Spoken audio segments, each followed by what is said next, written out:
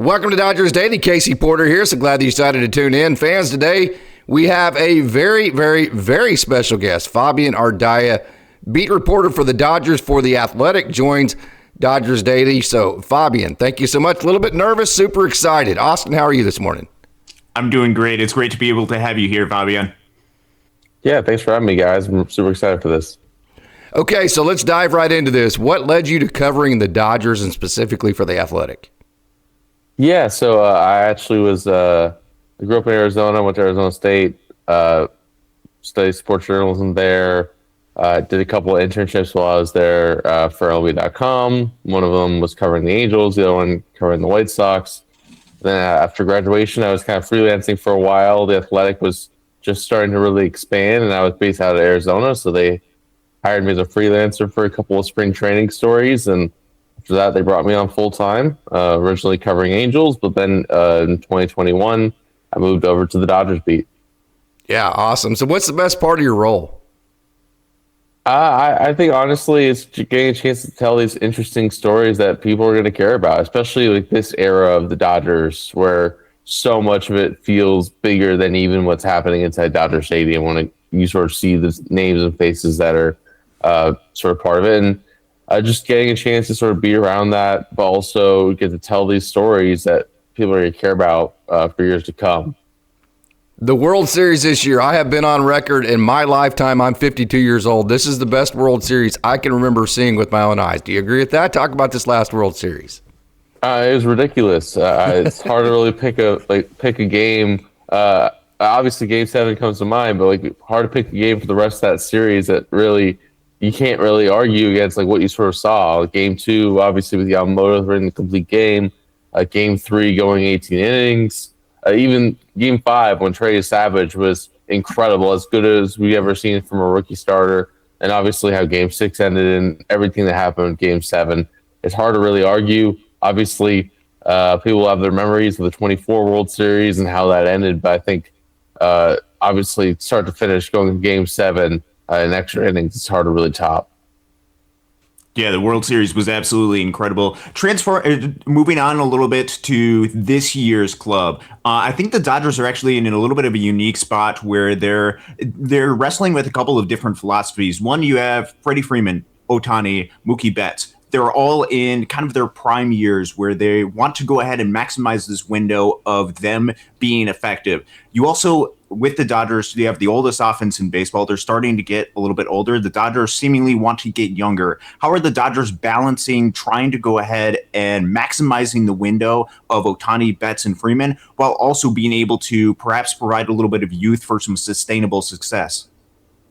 Yeah, that's something that they've actively kind of talked about for years, honestly. Andrew Freeman's thing has always been talking about the cliff, where it seems like every single high market, high revenue team, high spending team, at a certain point, you hit the cliff and you really fall off that cliff.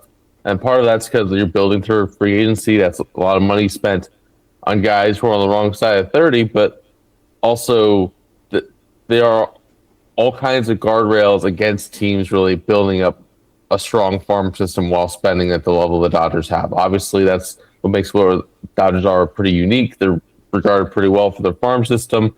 They still have a lot of interesting young names that could break through here pretty soon. So you have that balance where you have, obviously, like you mentioned, that core. They're championship ready. They're capable of winning a title because they've just done it. Also, they've showed their age in a lot of that stretch and a lot of last season. And there are going to be situations where they're going to have to work in more at-bats for Hae-Sung Kim, Alex Freeland, Dalton Rushing, and even you start to think about that next wave of the James Tibbses, the Jose DePaula's, Zaire Hopes, possibly as maybe ended the season, but also next season, guys who could break through. It's going to be a difficult balance. I think the line that they're going with right now is that they're going to try to get these veterans as much rest as possible and make it some tougher conversations with the guys. Hey, let's keep October in mind and find opportunities to get these guys some at bats. But obviously, it's easier said than done. And obviously, injuries are also big equalizer. This is a veteran laden team that Suffered some injuries last season, suffered some injuries the year before. Injuries are always going to happen, and I think that's going to create some opportunities that maybe we don't expect for guys. Yeah, you mentioned Alex Freeland, Hae-Sung Kim, Dalton Rushing, 3 young guys that are part of this mix. What is the Dodgers' plan in your mind of being able to provide them with plate appearances at the big league level to try to get some youth added to this mix? How are they going to be able to incorporate them into the mix? Yeah, with Rushing, it seems like the clearest cut right now. Like he's going to still be the backup catcher. They're going to have to find ways to get him more regular at bats. Obviously, that was something that he clearly struggled with last year for the first time in his life, like not playing every single day, first time in a while not playing every single day, getting a chance to sort of work on his swing, and he kind of admitted to falling into a little bit of a funk there. So getting a chance to more at bats. They floated out some left field. I'd still be surprised if they do that with him, but Brandon Gomes last month sort of talked about maybe getting Freddie Freeman some more time off, but it's going to be one of those things where like you kind of have to get a feel for it. And I think early in the season, it'll be easier where you're sort of talking about like saving miles off of Will Smith. That's a chance to get Dalton Rushing a chance to get a good start to the season. But I think there's still a lot that can change. Sort of open up some at bats. We'll just sort of see if he can get that regular shot. And then with the other 2, I think Hae-Sung Kim has a clearer path to start the season on the big league roster, but obviously there's so much that still has to be done with the swing. I think they liked overall the progress they made just because of how drastic the swing change was. But there are still like some approach things that over the end of that last season is why he didn't play in October. Is that like he was easily exposed by left-handed pitching. I don't think he took an at bat in October. The only time he appeared was at the end of Game 7 and also at the end of Game 4 against the Phillies in the DS. So I think glove-wise, base running-wise, they feel like he's ready. But 1, there has to be the opportunity. 2, there has to be still more progress swing-wise to sort of open up more of an opportunity. And with Freeland, he is a guy who obviously on paper sort of fits kind of everywhere. He's a utility guy, switch hitter. Obviously, I think they clearly prefer his bat from the left side than from the right now. And I think they ideally probably want him at second and third for the most part. Shortstop will be an opportunity to get him on the field, but in a situation where Mookie Betts is not playing, it might be Miguel Rojas, unless Rojas is injured or something like that. So I think there'll be a lot of second and third, and we'll see what kind of opens up. Obviously, we've seen in the last couple of years, Max Muncy's dealt with some injuries, Tommy Edman's dealt with some injuries, Miguel Rojas has dealt with some injuries. Those are all things that can kind of open up more of a window for Alex Freeland. Okay, so baseball players, managers, you name it, they are creatures of habit, no doubt about it. So the one thing they do not like is uncertainty. So with the CBA looming over everybody's head, do you see that affecting all the free agency market and the moves that teams might make?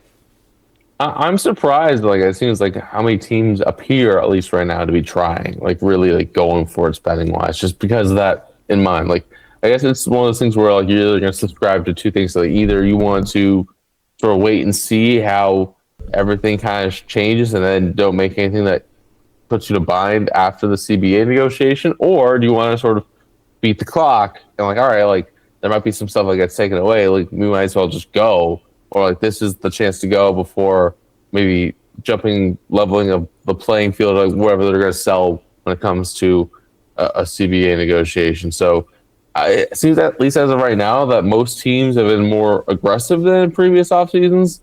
It also could be that there just isn't a guy at the top of the market like the last couple, where there's only a select few teams that are going to be in on a Shohei Ohtani or a Juan Soto.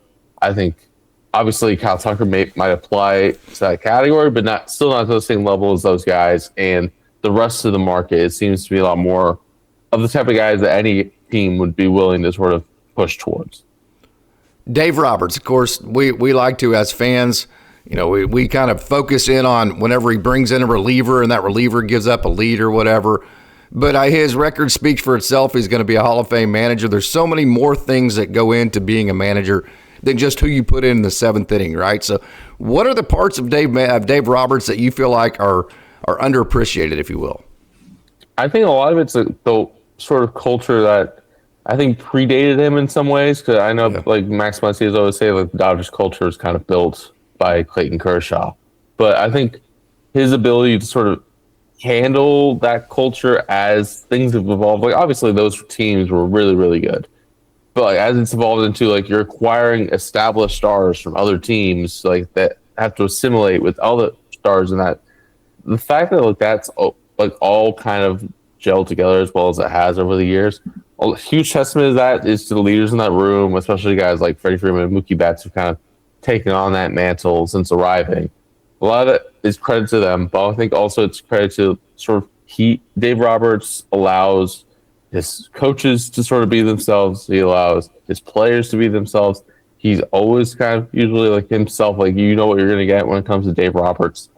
I think there's something to that where it sets the expectation is there, but also like the confidence that comes from like sort of comes from there as an organization when he sort of allows them to sort of be themselves. And as someone that players can talk to, I know Max Muncy's kind of talked about like how much having Dave Roberts as a voice to lean on is huge. I know he's leaned on Miguel Rojas since he's been around. So I think a lot of it, like you guys mentioned, is the stuff that we don't necessarily see. And even if you're around every single day, like you pick up on some things, but there's also like just so much more that happens than you really know. Yeah, Tommy Edman played a big role for the Dodgers the past couple of seasons. Can you talk about his health and what his expected role going into 2026 is going to be?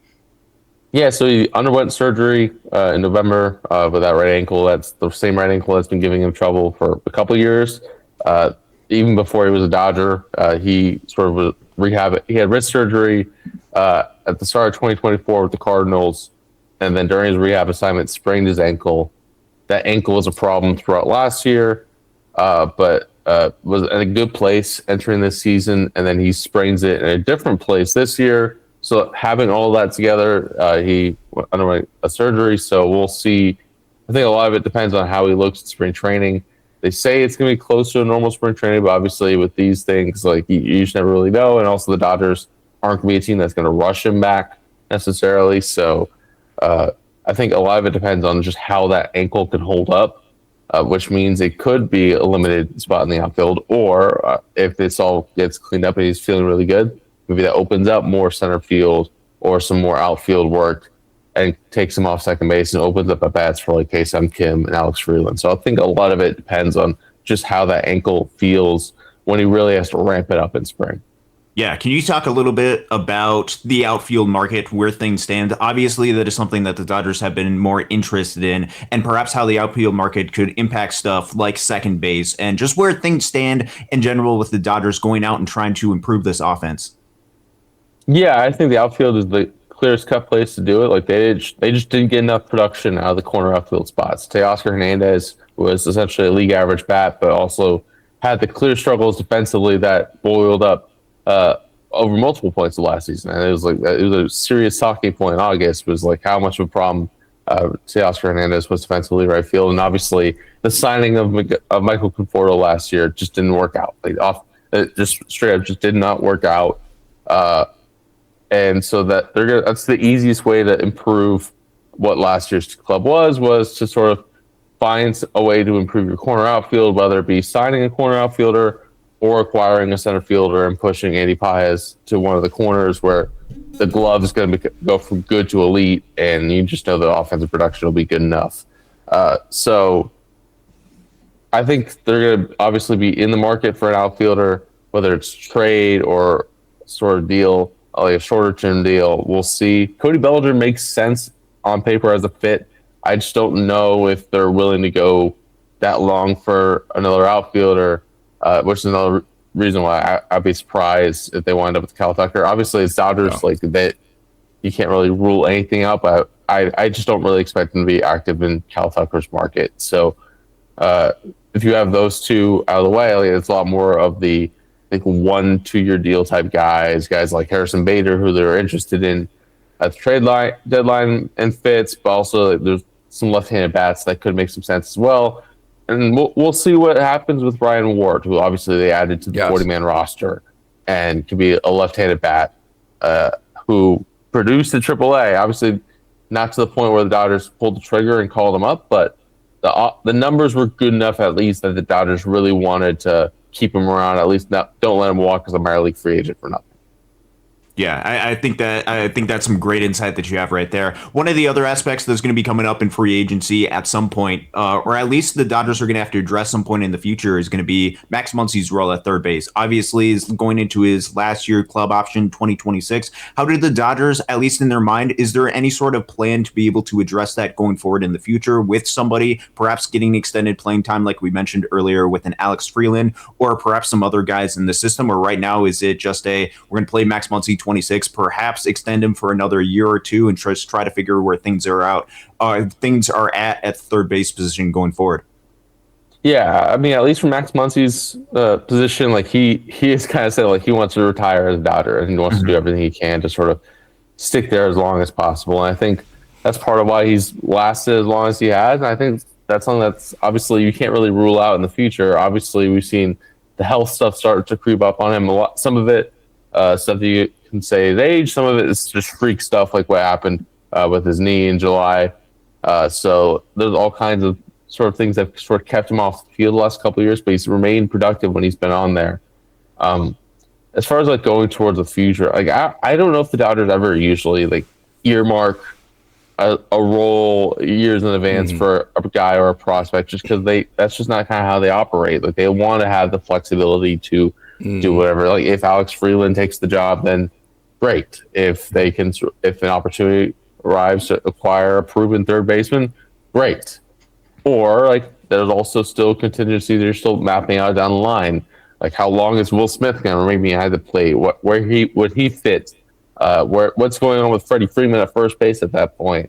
Like how are you sort of evaluating the last couple of years of his deal? So there's so much that's still kind of in the air when it comes to like corner infield. That they're going to take the production and the really team friendly deal that Max Muncy's on right now and sort of go with the clear cut sensible option at third base for now. Okay, the thunderstorm is brewing. The lightning is getting ready to strike. In case the answer is not the correct one for Dodgers fans, are the Dodgers going to re-sign Kike? And then what do you think is going to happen with Evan Phillips? I think obviously there's a lot of interest on both sides of Kike Hernandez remaining a Dodger. I think a lot of it we'll see. I haven't heard a whole lot on his market yet. Obviously, that doesn't mean that there isn't stuff happening. I think I wouldn't be surprised personally if it's a situation sort of like last year where it's closer to the report date, especially knowing that he's coming off the surgery. We'll see like we don't know what the timeline is on that, so maybe there's a chance he's back. Like we don't know what the timeline is, so I don't want to sort of hypothesize that, but like maybe that's a way where the Dodgers can have more options roster wise if that's something that they both want to get done. And I think with Evan Phillips, I think the Dodgers definitely would like to bring him back. I think they said the same thing with Nick Frosta, that they would like to bring him back. So I think they want to retain arms that they know that they really like. I think Evan Phillips is a guy that they certainly really like, but he's in a situation where he's coming off Tommy John surgery. This was going to be his last year before free agency anyways. So I don't think the Dodgers wanted to quite foot the bill on the projected $6.1 million figure right now, but obviously understanding that they maybe non-tender him and possibly re-sign him to a longer-term deal or something like that is all stuff that I'm sure that Dodgers are considering right now. And I think obviously there's interest on the Dodgers' part on keeping Evan Phillips around, considering how good he had been before the injury. Yeah, Teoscar Hernandez. There's been a lot of rumblings about him recently with the Dodgers. Where do the Dodgers stand with Teo, and what is the expectation for him going into 2026? Is he planning to be right fielder in 2026, or are the Dodgers prioritizing putting him in left field? I haven't heard any talk about left field yet. I'm sure that's something that will come up this week in Orlando, just sort of like where they sort of see him fitting long term.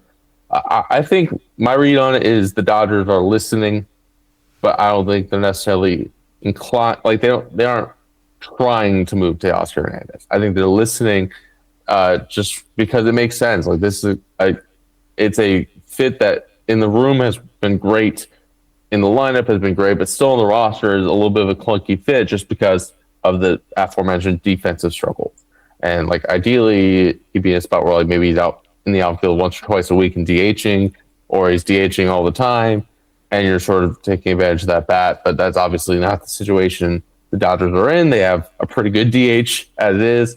So the Dodgers are probably inclined, if you're looking for a way to try to get younger or manufacture some at bats for some guys, or cash in on a market that's pretty thin on right-handed hitting outfielders, then like if there's a chance to sort of maximize that, then they'll listen. But I still expect it's be a situation where the Dodgers need to add an outfielder in addition to whatever they do with Teoscar Hernandez, much less trading one away. So I think that's one thing that to keep in mind as you sort of look through what these next few weeks or months look like with the Dodgers and Teoscar Hernandez.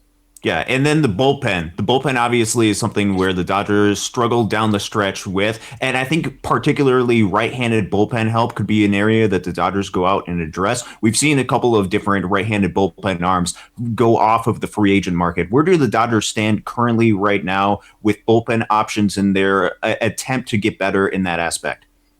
Yeah, the Dodgers have definitely been looking at the right-handed relief market. I think they also realized pretty quickly how competitive that market would be. And I don't know if that necessarily meshes with what the Dodgers are looking to do when it comes to relief market. I know that's something that before last year, they never really spent in that degree on the relievers outside of the Kenley Jansen extension. They also aren't a team that likes to trade big for relievers at the deadline. They usually have had a pretty good track record in finding relievers where you kind of wouldn't expect it. The Alex Vestias, the Evan Phillipses of the world, or the types of guys, the Jack Dryers of the world, are guys that they sort of specialize in getting in their bullpens. So they definitely were in the mix. They sort of floated the idea of a 1-year deal with Ryan Helsley. They were one of those teams that thought they were among the finalists for Devin Williams before he signed. So those are big names the Dodgers have gone after. They've also checked in on Robert Suarez's market. I still expect them to try to be in the shorter term window, or at least try to find that. And if not, then maybe there's other guys that they could sort of trust in, or find a different reliever in the trade market. Like there's all kinds of interesting trades to be made. I think sort of like we saw the Seattle Mariners here recently, where they traded for a guy who, watching from afar, I know the numbers haven't been good, but that guy throws 98 from the left side and gets a ton of ground balls. I totally see what Mariners are trying to do there. So I would rule that out for the Dodgers, trying to find that way to address the bullpen as well. Can you give us an update on River Ryan and Gavin Stone? I know Dodgers fans are excited to see them again. Yeah, I think what we've been told is basically expect them to go into spring training relatively normal, and I think what's close to a full season is what they're kind of expect. I'm sure that they want to take some innings off on the front end. I wouldn't be surprised if maybe they're a little bit later starters if needed, but if we're in a spot where they have a lot of starting depth, they can slow play them a little bit. But yeah, I think as all indications are, they'll be close to a normal spring training for them. Cool. I've got a couple of left-handed arms for you that are part of the Dodgers mix. First, Justin Robleski. What is the anticipated role for him going into this season with him running out of minor league options? I believe he just has one minor league option left this year. Is the expectation that he's going to remain a starter as part of this organization with limited opportunities, or is there going to be more of a transition going into the bullpen for him? I think he'll show up to spring training stretched out as a starter because there's no reason not to do that, and that's just a practical thing. I think just about every team in baseball, if you have a guy who's a tweener, you're going to have them show up to spring training and try to stretch out as a starter, and then you can always shorten the guy up. So I think that's probably what they'll do. I think we saw he kind of really took to the relief role pretty well. Personality-wise, physically, was able to hold up pitching back-to-back a couple times. He did that. So I think that's probably where he winds up this season. Just sort of that's the more logical fit, but I think he'll show up in spring training. Stretched out to start, and who knows, maybe obviously he had a really good spring last year, so maybe he has another good spring and can sort of change a little bit of the Dodgers' minds there. Cool. And then the other left-handed arm that I was mentioning was Jack Dreyer. Obviously was phenomenal for the Dodgers last season, but he also pitched more than he had beforehand. I think it was around 55 and 57 innings in the minor leagues in 23 and 24, and close to 80 innings this past season. What do you expect for Jack Dreyer, we saw a little bit more limited role for him in the postseason. Do you think that had to do with some of the innings limitations? And how do you think the Dodgers are going to use him going forward this upcoming season? Yeah, I don't think it was necessarily the innings limitations. I think obviously like the Dodgers kind of tried to stay away from the bullpen as much as possible in October. And I mean, also like their starters were just going deep. So I think that's part of why a lot of guys in that bullpen didn't really get, they didn't go to him a lot. I think also there's also something to just the way that Jack Dreyer is successful. A lot of it is it's just a different fastball, and like the more looks you get at it, especially with the guy like that, like you get a lot more looks in a condensed period of time in a series, then maybe it becomes a little bit more difficult for him to get the same results. So that's something that I'm sure the Dodgers are trying to shield him from as well, is like make sure these teams don't get multiple looks at him. But I think going forward, like we saw, like this is a guy who mentally can handle it, whose stuff clearly played over the course of the season. Obviously, we'll see with relievers, that's the one thing is remaining consistent. That's difficult to do. But I expect the Dodgers to kind of see him as a guy that they can lean on and that they can trust. And obviously, he's coming off a career high innings workload, but like I think he's in a spot where if the Dodgers do need to give him a blow next season at some point, I think they'd be fine doing that. Of course, he's the Maytag. Maytags are reliable, right? Hey, Fabian, Ardaya, we have spent a lot of your time here. Just a couple of questions here left. Brusdar, Gratterall, Brock Stewart, give us an update on them. And then Roki Sasaki, is he going to return to the starting role, be a reliever? What do you see there? We don't have much in terms of update on Brusdar and Brock Stewart yet. Obviously, coming off shoulder surgeries, like we know how tricky that can be. And I think what we heard with Brusdar, Gratterall last year was he was throwing, but anytime he tried to like ramp it up, it just wasn't there yet. And possibly, like we'll see how it kind of looks when it comes to spring training when he's actually starting to ramp up, and we'll see what the timeline kind of looks like for Brock Stewart, who's I'm sure will probably miss some time to start the season. We'll see. Like obviously, who knows? But he got the fact that he's coming off shoulder surgery. It's something that we won't know until he's really ramping up. Like what the timeline kind of looks there, and with Roki Sasaki, yeah, I think all indications are they see him as a starter long term, so they want to give him a chance to work through his delivery to get back to where they want him to be when he first kind of transitioned to a relief role, and also like where he kind of ideally would want to be, and see how that plays over longer bursts, and especially how it plays with the new cutter they gave him and stuff like that. Yeah, a couple of different right-handed relievers that are part of the mix. Ben Casparius, Kyle Hurt, Edgardo Henriquez, and Will Klein, all very talented for the Dodgers. What do you see the Dodgers as their role for them, and how much trust does the organization have in each one of these guys? Yeah, I think it's be up and down for all those guys. Like, I think those are the guys who have options in that bullpen mix, and I think we're going to see a lot of each of those guys over different points of the season. And yeah, obviously we saw Will Klein really become like that World Series hero there in Game 3, and he's a guy who he's a guy who was always like super interesting. So you saw like, all right, this guy throws really hard, like this stuff moves like crazy. He misses a lot of bats. He just can't throw enough strikes. I think you saw even like that last time he came up before the postseason, you saw a lot more strike throwing, a lot more aggression in the strike zone. And then you saw like, all right, this is the pieces of someone who can be pretty impactful in the bullpen. We'll see like what strides he can continue to make going forward. Edgardo Henriquez is the guy who we've seen. The stuff is ridiculous. He throws really hard. The command has just got to be something that has to be dialed in a little bit more. I think there's also something like the emotional aspect of like handling those kinds of spots. And he hasn't had a lot of cracks at it, but the cracks he has had, like it's clear that there's still some seasoning that's going to happen there, and more opportunities are only going to help him out there. So I'm sure he's going to be up and down as well.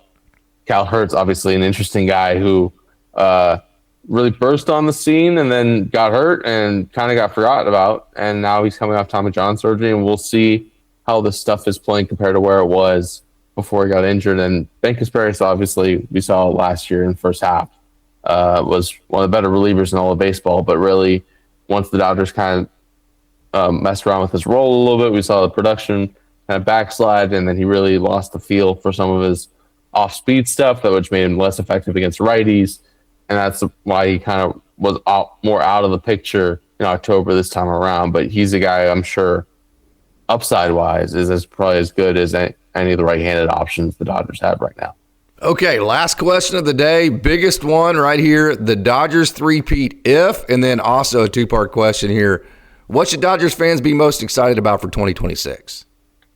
Yeah, I think it's kind of a boring answer. Like, I think if they stay healthy, I mean, I would say like if they stay healthy and play well in October, but I think you're kind of looking at a group that didn't really play all that great in October. They pitched great, they didn't play all that great in October, and they still won the World Series. But this is obviously a group that the upside of that talent is there. I think we've seen that this is a team that you can bank on when it comes to at least getting into October. And once you sort of have those talented names that you do, anything can sort of happen in that October kind of tournament. And we've seen that with the Dodgers the last couple of years, where they've managed to, whether it be slugging their way through the 2024 World Series or just out executing in the biggest moments this past year. So this is a team that knows how to win. Obviously, they're fighting against age, they're fighting against health, but I think that they are set up pretty well as is.